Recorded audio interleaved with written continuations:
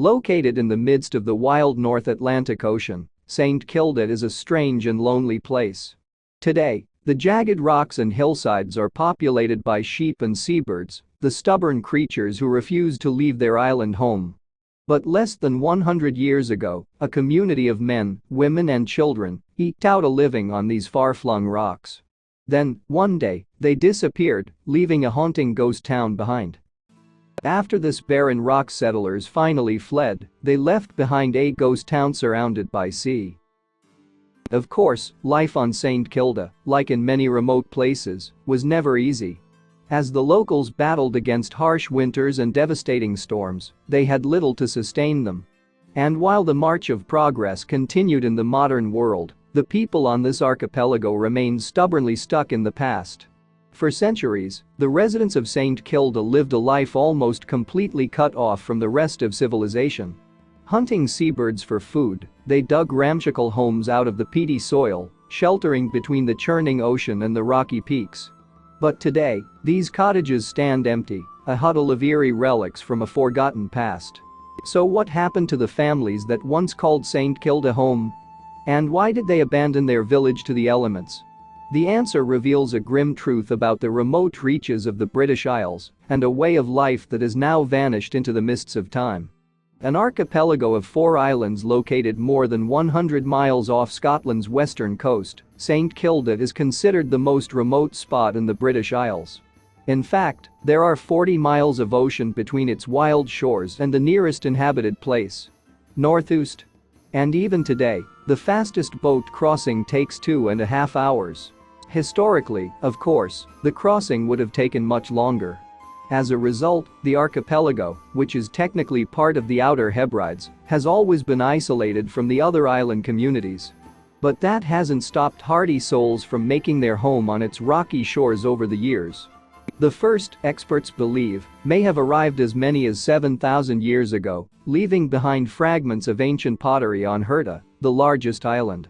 And by the time of the Bronze Age, it's believed that there was a permanent population here. Amazingly, for the next 2,000 years, there would always be people living on St. Kilda.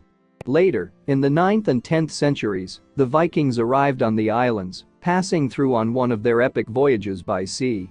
But much of the history of life on St. Kilda is shrouded in mystery, with no written records existing before the 13th century. Even then, it seems, one Scottish chronicler referred to the archipelago as the margins of the world. Cut off from the rest of Scotland, the inhabitants of St. Kilda developed their own way of life to suit the challenging conditions of their island home.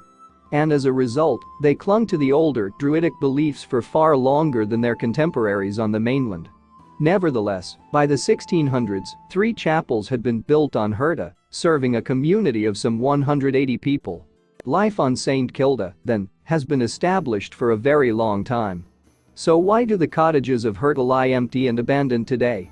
Looking at the records, it soon becomes clear that the inhabitants of these remote islands were locked in a permanent struggle for survival.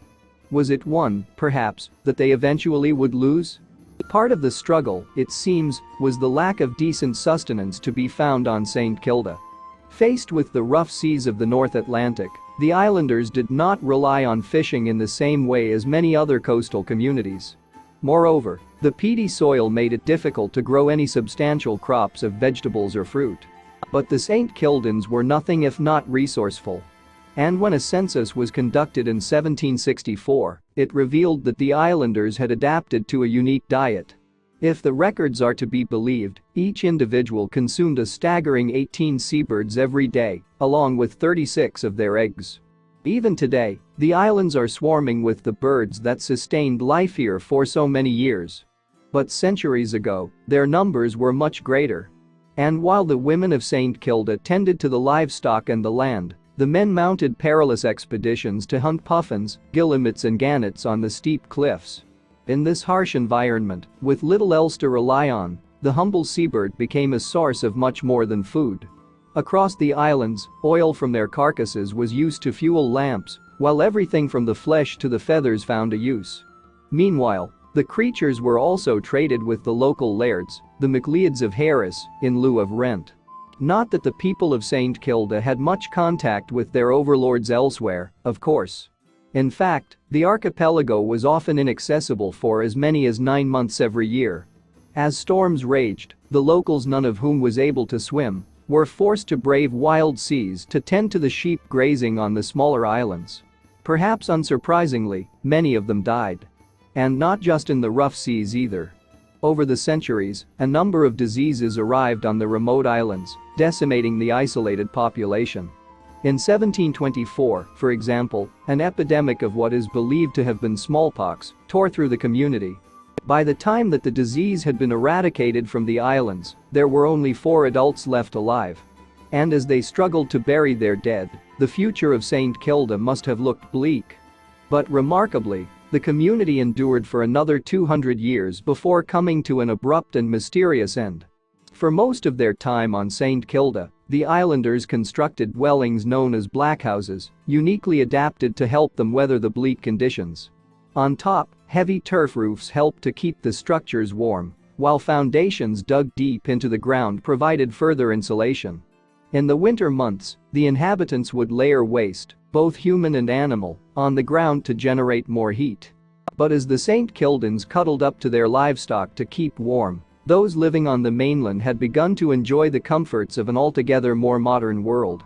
And in 1877 the first cruise ship arrived on Herta, bringing passengers to gawp at the islanders' quaint way of life. Around the same time, the MacLeods decided that the living conditions on St. Kilda were unacceptable by modern standards. No doubt spurred on by the Victorian trend for philanthropy, the laird decided to build new cottages to replace the blackhouses on the island. But unfortunately, the builders paid little attention to the realities of life on the bleak rocks.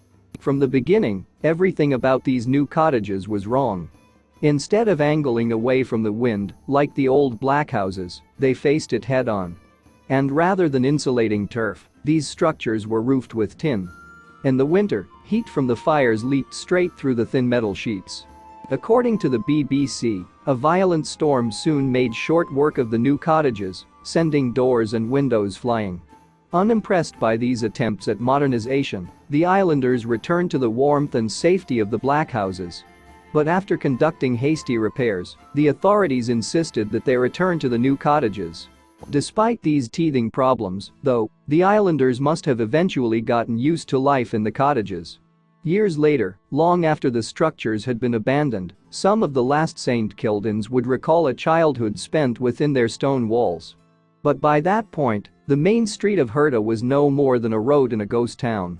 In short, life on St. Kilda had always been hard. But as time passed, it grew harder. In 1912 the islands were hit by food shortages, leaving the people weakened and vulnerable to the influenza that swept through the community.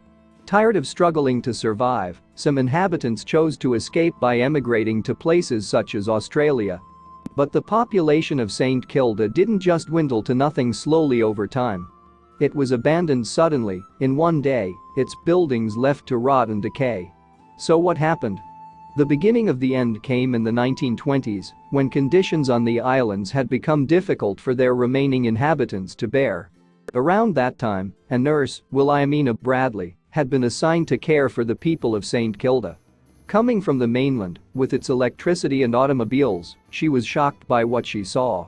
So she began the daunting task of persuading the locals to leave their island home. In his 1965 book The Life and Death of St. Kilda, author Tom Steele described the scenes when Bradley first approached the islanders with her plan. Apparently, she told them that the community was on its last legs and offered to provide them with jobs and housing on the mainland. Of particular concern, according to Steele, was the plight of the children who remained on the islands. With many of them still in school, it seemed, there would not be much of a future for them on St. Kilda. Then in 1929 a particularly cold winter hit, further strengthening Bradley's case that life would be better on the mainland. On May 10, 1930, a group of 20 St. Kildans signed a petition asking the government to resettle them elsewhere. According to the Scottish newspaper Press and Journal, the document stated that it would be impossible to stay another winter. Moreover, it also detailed exactly what the islanders expected their government to deliver. We do not ask to be settled together as a separate community, but in the meantime we would collectively be very grateful of assistance and transference where there would be a better opportunity of securing our livelihood," the petition read. Then, as the government debated the future of the islanders, a double tragedy struck the struggling community of St. Kilda. In the spring of 1930, a pregnant woman fell ill and needed to go to the mainland for medical treatment. But because there were no boats visiting the islands, it took weeks for the message to get through. Eventually, a ship was sent, but it was too late. Both mother and baby died on May 26, just 16 days after the islanders had signed a petition to leave. Less than 2 months later, on July 21, a 22-year-old woman died from tuberculosis. With the precarious nature of their lives on the islands brought into sharp relief, the St. Kildans waited to see what would become of them. And finally, on August 29, the last inhabitants of this remote rock were evacuated for good. That day, 13 men, 13 children and 10 women boarded the HMS Harebell and waved goodbye to their island home.